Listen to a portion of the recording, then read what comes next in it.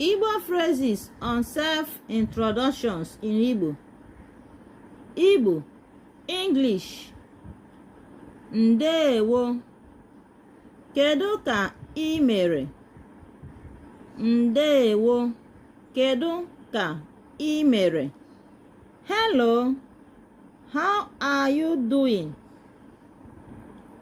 Aha m bụ Ego. Aha m bụ Ego. My name is Ego. Ebi m na Lagos. Ebi m na Lagos. I live in Lagos. Enwere m ụmụnne nwoke ise. Enwere m ụmụnne nwoke ise.